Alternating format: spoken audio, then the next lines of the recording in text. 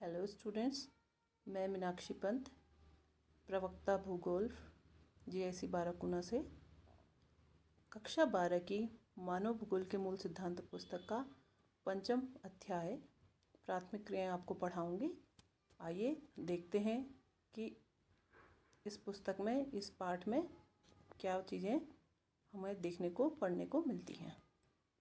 Students, पहले इस जो चैप्टर की बात हम करते हैं तो इसका मेन मैं आपको एक खाका बना के दिखा रही हूँ कि इसमें क्या क्या चीज़ें हैं। जैसे आप पहले देख सकते हैं कि प्राथमिक क्रियाएं इसमें बता रखी हैं, उनके उदाहरण इसमें दे रखे हैं हमको। आखेट करना, पशुचारण, कृषि और खनन इसके प्रमुख प्रकार हैं। अब जो पशुचारण है उसको दो भागों में बांटा गया है, एक है चलवासी पशुचारण और वाणिज्य पशुधन पालन।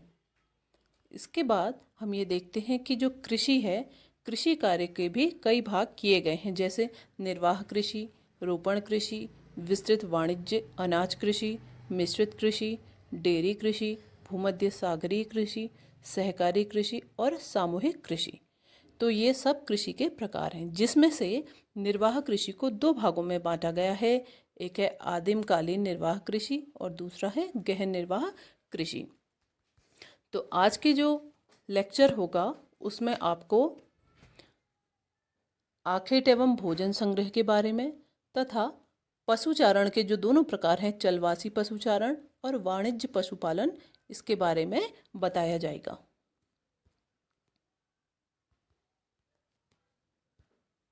पहले जो सबसे महत्वपूर्ण है वो यह है कि हमें आर्थिक क्रियाएं क्या हैं यह पता होना चाहिए। तो जो आर्थिक क्रियाएं शब्द है वो आर्थिक शब्द जो है अर्थ से बना है, जिसका तात्पर्य होता है धन।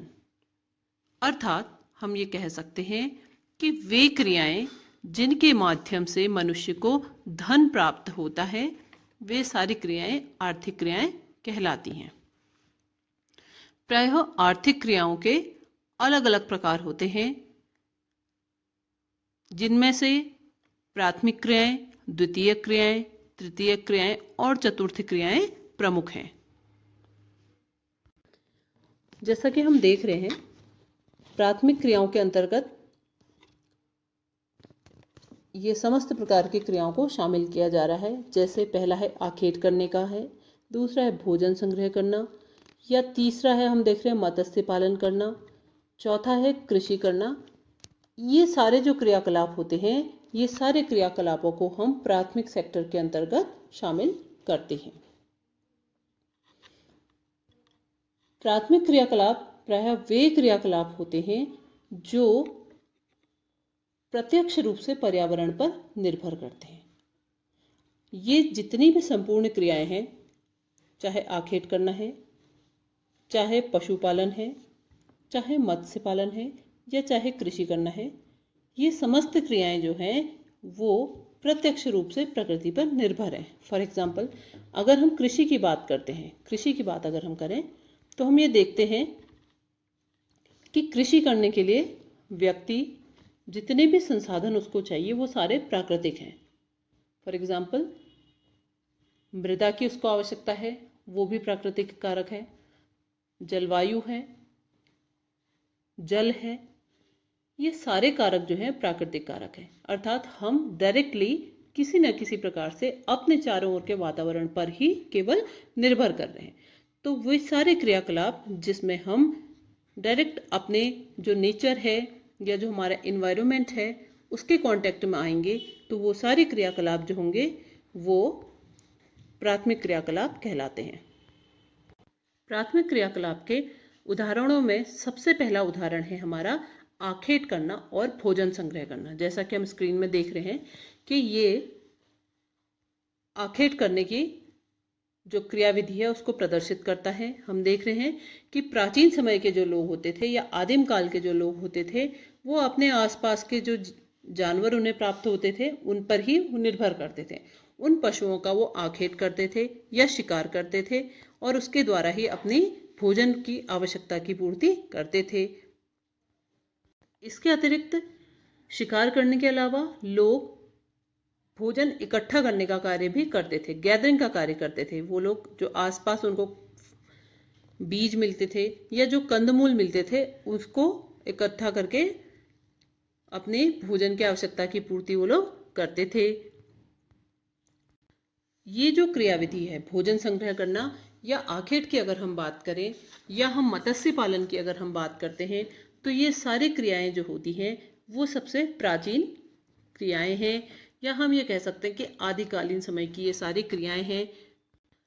अब ये जो भोजन संग्रह करना या आखेट जो है इसकी प्रमुख विशेषताओं की ओर अगर हम ध्यान डालें तो हम इसकी कुछ विशेषताएं देखते हैं। जैसे ये जो आर्थिक क्रियाएं थी ये सबसे पुरानी ज्ञात आर्थिक गतिविधि है, ये सबसे प्राचीन समय में की जाती है, इसलिए सबसे प्राचीन आर्थिक विधि है। इसके अलावा ये जो भोजन संग्रह का कार्य किया जाता था ये प्रायः कठोर जलवायु वाले जो क्षेत्र थे, ऐसे क्षेत्र थे जहाँ पे कृषि कार्य नहीं किया जा सकता है, तो वहाँ पे ये आखेट और जो भोजन संग्रह करना है वो कार्य किए जाने लगे थे। ये एक ऐसी गतिविधि है जिसमें बहुत ही कम पूंजी निवेश की आवश्यकता होती है।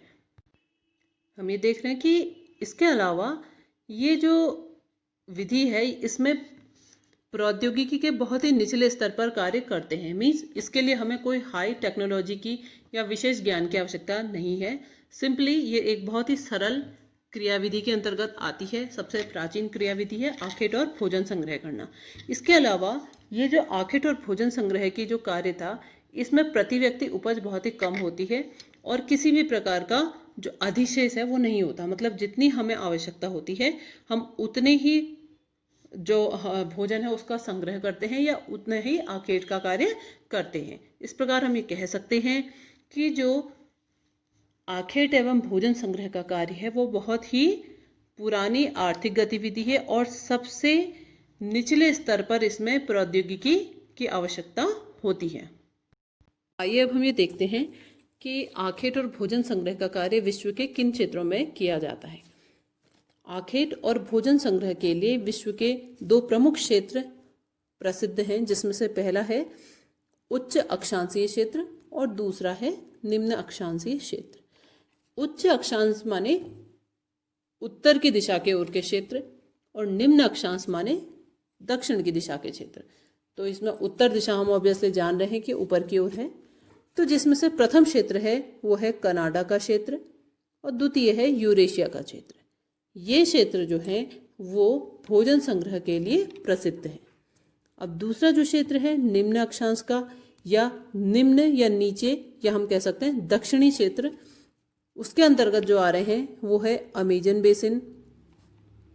दूसरा अफ्रीका का उष्णकटिबंधीय क्षेत्र हम देख रहे हैं। तीसरा ऑस्ट्रेलिया देख रहे हैं। चौथा ये जो दक्षिण पूर्वी एशिया का क्षेत्र है। ये जो चार क्षेत्र हैं वो निम्न अक्षांशों के मध्य आते हैं। हमारा नेक्स्ट जो प्राथमिक क्रियाकलाप है वो है पशुचारण। ये जो पशुचारण है, जब आखेट पे निर्भर रहने वाले जो लोग थे उन्होंने ये देखा कि केवल आखेट के द्वारा शिकार करके ही उनका भरण पोषण नहीं हो पा रहा है, तो वो लोग पशुचारण की ओर अग्रसर हुए। उन्होंने सोचा कि विभिन्न जितनी भी जलवायु है वहाँ पे हम देख रहे हैं कि हमारे पास अलग अलग पशु हमें प्राप्त हो रहे हैं, तो क्यों ना उन पशुओं को पालतू बना लिया जाए और उनके द्वारा कुछ और फायदा उनसे प्राप्त किया जाए। तो लोगों ने आखेट के साथ साथ पशुओं को पालना शुरू कर दिया। अब ये जो पशुचारण है ये दो प्रकार का हम देखते हैं। पहला है चलवासी पशुचारण, दूसरा है वाणिज्य पशुपालन। इन दोनों में व्यापक अंतर है। पहले हम इसके फर्स्ट पार्ट को देखेंगे कि ये क्या है। पहले हम देखेंगे चलवासी पशुचारण क्या है। तो चलवासी पशुचारण एक प्राचीन जीवन निर्वाह व्यवसाय था। इसमें पशुचारक जो था वो भोजन, वस्त्र, शरण, यातायात के साधन के लिए या औजार है सभी के लिए अपने जो उन्होंने जानवर पाले हैं उन पर ही निर्भर करता था। व्यक्ति ये करता था कि जानवरों को, जो उनके पालतू जानवर हैं, उनको ऐसे स्थान पे ले जाता था जहाँ पे पर्याप्त पानी जानवरों को प्राप्त हो सके, या फिर खाने के लिए उन जानवरों के लिए पर्याप्त घास हो या चरागाह हो। तो वो घास की या पानी की उपलब्धता के आधार पे अपने स्थान को निरंतर परिवर्तित करता जाता था। अब विश्व के विभिन्न क्षेत्रों में भिन्न भिन्न प्रकार के जानवर पाले जाने लगे लोगों के द्वारा।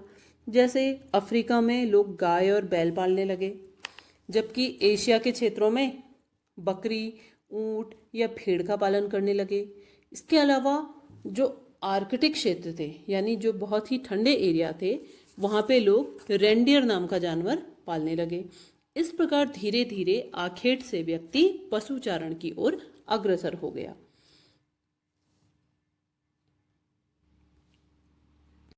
व्यक्ति नए नए चरागाहों की खोज में अपने जानवरों के साथ लगातार कभी समतल भागों की ओर जाने लगा, कभी पर्वतीय क्षेत्र की ओर जाने लगा। अर्थात मौसम के हिसाब से वह एक स्थान से दूसरे स्थान की ओर आवागमन करने लगा। मनुष्य क्या करता था? पहाड़ी क्षेत्रों में जाड़ों में बहुत अधिक ठंड होने के कारण अपने जानवरों को वो मैदानी क्षेत्रों की ओर ले जाता था, ताकि जो पहाड़ की विषम स्थितियां हैं, जलवायु है, उनसे वो उनको बचा सके। ठीक इसका उल्टा जब ग्रीष्मकाल होती थी तो उस समय मैदानी क्षेत्रों में बहुत अधिक टेम्परेचर बढ़ जाता था, जिससे वो जानवरों को वापस पुनः पहाड़ की ओर लाने लगे। इस प्रकार मौसम के हिसाब से धीरे धीरे जानवरों को कभी पहाड़ की ओर और कभी प्लेन्स की, मैदान की ओर ले जाना प्रारंभ कर दिया गया। तो इस तरह मौसम के हिसाब से जब ये प्रवास किया गया तो इसको ऋतु प्रवास कहा जाता है। ये जो क्रियाविधि है वो ऋतु प्रवास के नाम से जानी जाती है। अर्थात ऋतु के हिसाब से एक स्थान से दूसरे स्थान को जाना। चलवासी पशुचारण के कुछ प्रमुख क्षेत्र हम देख रहे हैं। इसमें हम सबसे पहले हम देख रहे हैं कि कुछ भाग ये है, कुछ ये है, यहाँ है, यहाँ भी हम देख रहे हैं। तो आइए देखते हैं ये कौन कौन से क्षेत्र है जहाँ पे ऋतु प्रवास किया जाता था। सबसे पहले हम देखते हैं जो ऋतु प्रवास किया जा रहा है वो है ये वाला, जो है अफ्रीका का उत्तरी भाग। एक तो ये क्षेत्र ऋतु प्रवास के लिए या चलवासी पशुचारण के लिए प्रसिद्ध था। दूसरा, ये मंगोलिया और चीन का जो क्षेत्र है ये भी पशुचारण के लिए, चलवासी पशुचारण के लिए प्रसिद्ध था। इसके अलावा ये जो टुंड्रा और टैगा का क्षेत्र है, ये साइबेरिया का काफ़ी शीत क्षेत्र है जो टुंड्रा और टैगा के नाम से प्रसिद्ध है। यहाँ पे भी चलवासी पशुचारण किया जाता था। इसके अतिरिक्त अफ्रीका के ही दक्षिणी भाग में हम देखते हैं ये कार्य किया जाता था।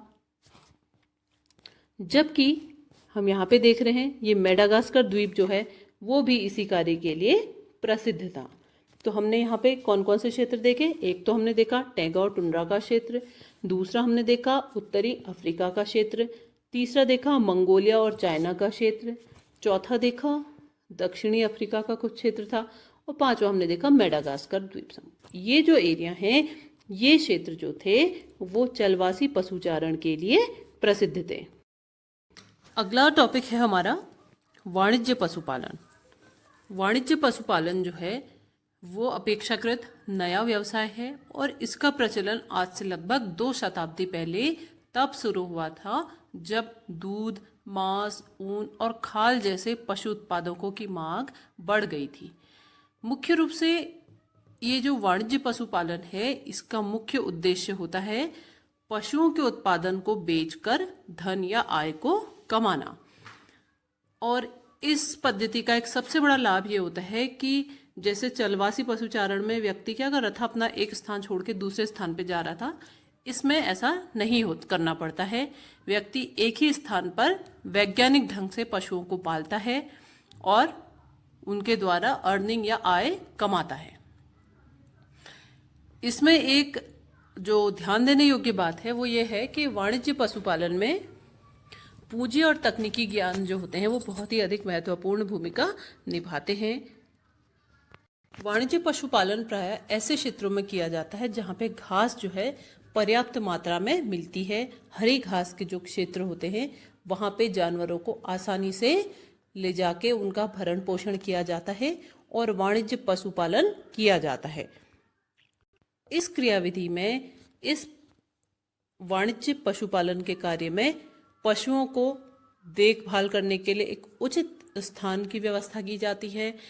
उनके खान पान की विशेष रूप से हम देख सकते हैं यहाँ पे ध्यान दिया जा रहा है। तो इस प्रकार जहाँ पे पशुओं को अत्यंत महत्व दिया जाता है ताकि उनके द्वारा जो भी प्रोडक्शन हो सके उस प्रोडक्शन से आय भी उतनी ही ज़्यादा प्राप्त की जाती है। हम ये देखते हैं कि विश्व में वाणिज्य पशुपालन के जो अधिकांश क्षेत्र होंगे वो वही क्षेत्र होंगे जहाँ पे हरी घास के मैदान देखने को मिलेंगे। जैसे हम देख रहे हैं उत्तरी अमेरिका में हम देख रहे हैं प्रेयरीज घास का मैदान है। ये क्षेत्र जो है वाणिज्य पशुपालन के लिए प्रसिद्ध है। दक्षिण में अगर हम आके देखते हैं तो यहाँ पे हम देख रहे हैं एक लानूज है, ये प्रमुख क्षेत्र है। इसके अलावा हम देख रहे हैं कि स्टेपी घास का मैदान है। ये सारे जो क्षेत्र होते हैं यहाँ पे चूंकि हरी घास का क्षेत्र है, बहुत आसानी से यहाँ पे अच्छी घास जानवरों को प्राप्त हो जाती है। तो ये क्षेत्र जो होते हैं वो विश्व में प्रमुख वाणिज्य पशुपालन के केंद्र बन जाते हैं। पशुओं का जो पालन किया जाता है वो मुख्य रूप से कई उद्योगों को बढ़ावा देता है। जैसे डेयरी उद्योग, ये पूर्ण रूप से पशुओं पर आधारित है। ऊन उद्योग, ये भी पूर्ण रूप से पशुओं पर आधारित है। और मांस उद्योग, ये भी पूर्ण रूप से पशुओं पे आधारित है। तो चूंकि हम देख रहे हैं ये समस्त उद्योग पशुओं पे आधारित हैं और इसके द्वारा व्यक्ति को अच्छी आय प्राप्त हो रही है। तो ये सभी अभी हमने उदाहरण देखे हैं, ये सभी प्रकार के जो क्रियाकलाप हैं वो वाणिज्यिक पशुपालन के अंतर्गत